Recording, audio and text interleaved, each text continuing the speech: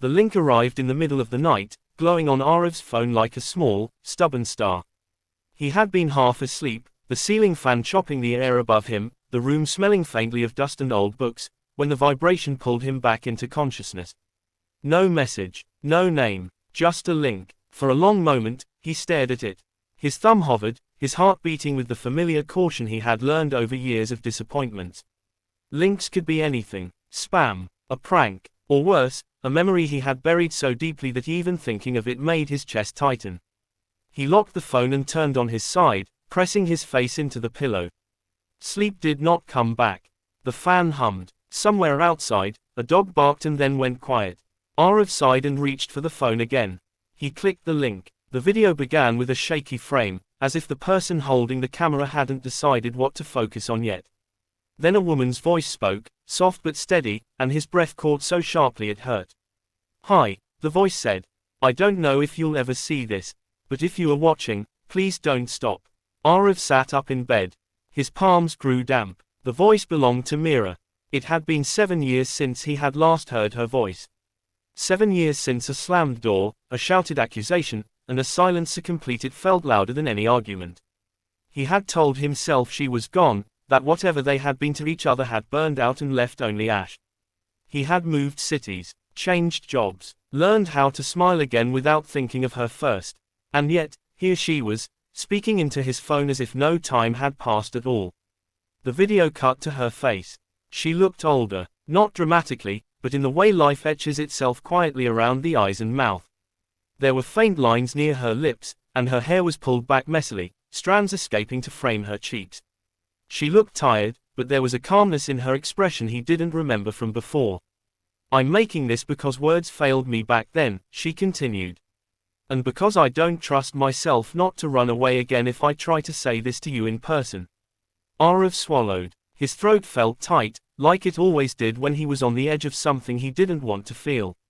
Back then, everything between them had been urgent. Love, anger, hope, fear, all tangled together in a way that left no room to breathe.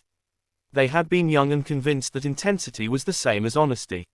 When trust cracked, it shattered completely. In the video, Mira shifted slightly, as if adjusting her weight. "I used to think that leaving meant I was choosing myself," she said. "And maybe I was, but I didn't understand that choosing myself didn't have to mean destroying you." Arev's fingers curled around the phone. He remembered the night she left with painful clarity. Rain streaking the windows, her bag by the door. His own voice breaking as he demanded answers she couldn't give. The look on her face, a mix of guilt and relief, had haunted him for years. The video paused briefly, then resumed. "I was scared," she said simply. "Scared of becoming small. Scared of needing you more than I wanted to admit. Scared that if I stayed, I'd lose the version of myself I was trying so hard to become." She let out a small, shaky breath. "So I ran." Arev leaned back against the headboard. His chest ached, not with anger, but with something heavier and quieter. Understanding, perhaps, or grief for the years that understanding had come too late. Mira looked directly into the camera now. "I don't know where you are in your life," she said. "I don't know if you're happy, or if hearing from me will only reopen wounds you've worked hard to close. I struggled with whether I had the right to do this." The image wavered slightly, and for a second Arev wondered if she was holding back tears. "But I needed you to know that I see it now. I see how much you gave. How patient you tried to be. You to know that I see it now. I see how much you gave. How patient you tried to be. How my silence hurt you." The room felt too small. Arev stood up and walked to the window, phone still in his hand. Outside, the city slept, unaware that his carefully rebuilt world was trembling on its foundation. When the video ended, the screen went dark, reflecting his own face back at him. He didn't realize his cheeks were wet until he wiped them with the back of his hand. He replayed the video once. Then again. By morning, he had watched it 5 times. For days after, Arev moved through his routines like a ghost. He went to work, answered emails, nodded in meetings, but his mind kept circling back to Myra's words. He remembered moments he had dismissed as misunderstandings, now illuminated by her confession. He felt anger for the pain he had carried alone, but it was dulled by the honesty in her voice. On the 4th night, he finally noticed the message that had come with the link, hidden beneath the preview. If you want to talk, I'll be at the old cafe on Sunday noon. If not, I'll understand. This is the last time I'll reach out. The old cafe, the place where they had first talked for hours over bitter coffee and cheap pastries, discovering how easily their thoughts intertwined. Arav closed his eyes, the smell of roasted beans and the sound of her laughter flooding his memory. Sunday came too quickly. He stood across the street from the cafe, heart pounding so hard he felt dizzy.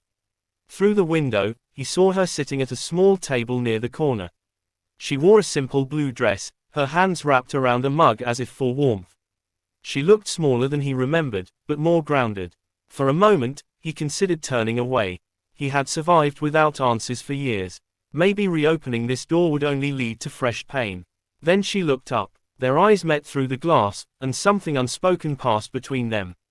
Not hope, not regret, just recognition. Arav crossed the street. The bell above the cafe door chimed softly as he entered. Mira stood up so quickly her chair scraped against the floor. For a second, neither of them spoke. "Hi," she said, her voice almost the same as in the video, but warmer, more fragile. "Hi," he replied. They sat. The silence between them was heavy but not hostile. It felt like a pause taken by two people who had learned the cost of rushing words. "I wasn't sure you'd come," Mira said finally. "I wasn't sure either," Arav admitted. "Your video, it caught me off guard." She nodded. "I'm sorry for that. I didn't know another way." He studied her face, searching for the person he had loved and the stranger she had become. "Why now?" he asked. "After all this time?" Mira looked down at her hands. "Because I spent years blaming you in small ways," she said quietly. "And when I finally stopped doing that, I realized how unfair that was. I realized the story I told myself wasn't complete." She met his gaze again. "I don't expect forgiveness. I don't expect anything. I just couldn't keep living as if our ending didn't matter." Arav felt a strange release in his chest. Not because everything was suddenly okay, but because the truth, finally spoken, had weight and shape. It was something he could hold, examine, and set down if he chose. "I was angry for a long time," he said. "I thought I wasn't enough. That if I had been better, you would have stayed." Myra's eyes filled with tears. "You were enough," she said fiercely. "That was never the problem." They talked for hours. About the years apart. About mistakes made on both sides. About how time had softened some wounds and sharpened others. They didn't pretend that love alone could erase the past, but they also didn't deny what they had once been to each other.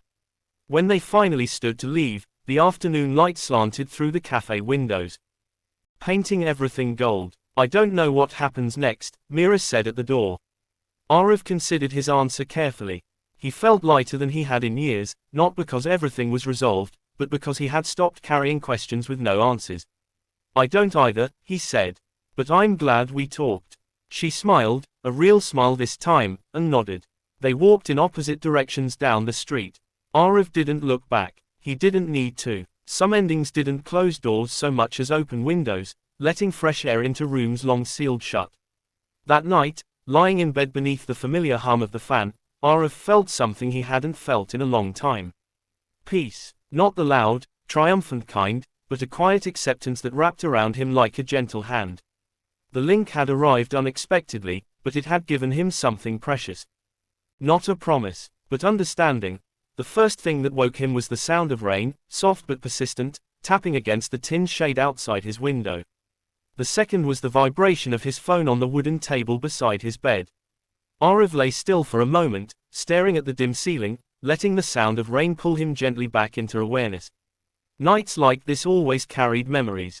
Rain had a way of loosening things he tried hard to keep locked away. He reached for the phone without looking at the screen, expecting nothing more than a notification from a group chat or an automated reminder. When he finally glanced down, his breath faltered. It wasn't a message. It was a link. No name, no words, just a YouTube link glowing quietly in the dark.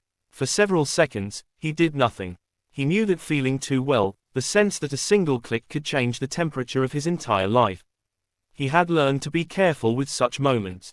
He had rebuilt himself patiently, brick by brick, after the kind of heartbreak that didn't scream but slowly hollowed you out. Arav placed the phone back on the table and turned to his side, pulling the thin blanket closer. He closed his eyes and tried to sleep. But the link burned behind his eyelids. curiosity mixed with dread, forming a tight knot in his chest. After 10 minutes that felt like an hour, he sighed and picked up the phone again. He tapped the link. The screen loaded slowly, the buffering circle spinning like it was giving him one last chance to back out. Then the video began. At first, it showed nothing but an empty room. Pale walls, a window with curtains moving slightly in the breeze, the sound of someone breathing just out of frame. Arav leaned forward unconsciously. Then a woman stepped into view. His heart stopped. Mira. She looked different, and yet painfully the same. Her hair was shorter now, tied loosely behind her head. Her face carried a softness that came only from having lived through things that hurt and didn't destroy you. Her eyes, however, were unchanged. Dark, searching, as if they were still trying to understand the world. She adjusted the camera, then sat down slowly, folding her hands in her lap. "If you're watching this," she said, her voice trembling slightly, "it means I finally found the courage to send it." Arav felt his pulse in his ears. 7 years. 7 years since her name had last appeared on his phone. 7 years since the night she walked away, leaving behind a silence that echoed longer than any argument ever could. "I don't know where to start," Mira continued. "I've recorded this so many times, deleted it every time. But I realized something. There's no perfect way to say the truth. There's only the truth." She took a deep breath. "I hurt you." Arav closed his eyes briefly.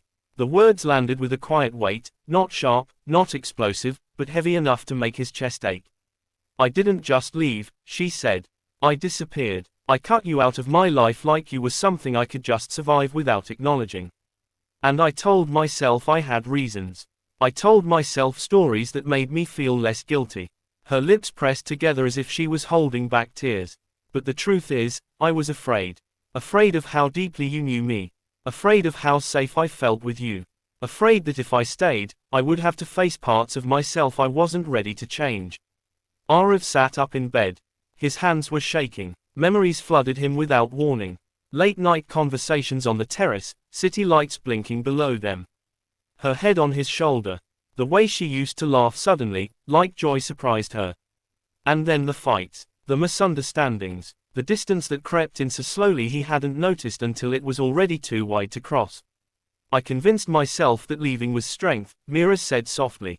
"But real strength would have been staying and talking, staying and trying, staying and being honest, even when it was uncomfortable." The video paused for a fraction of a second, then continued. "I don't expect forgiveness," she said. "I don't expect you to reply. I don't even expect you to finish this video. I just need you to know that what happened wasn't because you weren't enough." Arav felt tears spill over before he could stop them. He had carried that question for years, quietly, like a stone in his pocket. "Was I not enough? You loved me in ways I didn't know how to receive back then," Mira continued. "And I'm sorry it took losing you to understand that." The video ended there. No dramatic music, no closing words, just a still frame of her face before the screen went dark. Arav stared at his reflection on the black screen, his eyes red, his expression unrecognizable even to himself. He wiped his face with trembling hands and let out a shaky laugh that sounded almost like a sob. He watched the video again. Then again. Each time, different words stood out, touching different wounds. By the time the rain outside slowed to a drizzle, dawn had begun to creep into the sky, and Arav felt emotionally exhausted, as if he had lived an entire lifetime in a single night. Later that day, he noticed the message beneath the link. "If you want to talk, I'll be at the Old Book Cafe near the station this Saturday at 3 p.m. If you don't come, I'll understand. This is the last thing I'll ask of you." The Old Book Cafe. Arav smiled sadly. That place had been theirs. Dusty shelves filled with second-hand books, the smell of coffee and paper, the small table near the back where they used to sit for hours, sharing dreams that felt too big for the world they lived in. Saturday felt both impossibly far and dangerously close. All week, Arav argued with himself. He listed reasons not to go. He had moved on. He had built a stable life. He didn't need old wounds reopened. But another voice, quieter but persistent, asked what it would cost him not to go. On Saturday afternoon, he found himself standing across the street from the cafe, his heart pounding so hard he thought it might give him away.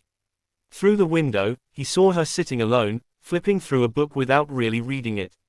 She looked up. Their eyes met. In that instant, 7 years collapsed into a single breath. Arav crossed the street. The bell above the door rang softly as he entered. Mira stood up immediately, almost knocking over her chair. "Hi," she said. "Hi," he replied. They sat down awkwardly, hands fidgeting, unsure where to begin. "Thank you for coming," Mira said after a moment. "I didn't know if I should," Arav admitted. "But I watched your video." She nodded. "I was terrified you wouldn't." Silence settled between them, thick but not hostile. "I was angry for a long time," Arav said finally. "Not just at you. At myself. I kept replaying everything, wondering what I did wrong." Mira's eyes filled with tears. "You didn't fail me," she said. "I failed us." They talked slowly, carefully, as if navigating fragile ground. They spoke of the years apart, the lessons learned, the mistakes made. Mira spoke of how she had chased independence only to realize that running from love wasn't freedom. Arav spoke of how losing her had taught him resilience, but also fear. "I don't know what this means," Mira said quietly as the afternoon light softened around them. "I don't know if we can ever be what we were." Arav looked at her, really looked at her, and felt something unexpected. Not longing, not regret, but gratitude. "I don't think we're supposed to go back," he said gently. "But I'm glad we found our way here." She smiled through her tears. "Me too." When they walked out of the cafe together, the sky was clear. The rain had washed the city clean, leaving the air fresh and light. They stood outside for a moment, unsure how to say goodbye. "I'm proud of you," Mira said softly. "For surviving, for becoming who you are." Arav nodded. "I hope you find what you're looking for." They parted without promises, without expectations. That night, Arav lay in bed listening to the quiet hum of the city. His phone rested on the table, the link still open. He didn't feel the ache he once feared. Instead, he felt closure, not as an ending, but as a gentle release. Sometimes, he realized, healing doesn't come from getting someone back. It comes from understanding the truth, from hearing the words that were missing when they mattered most.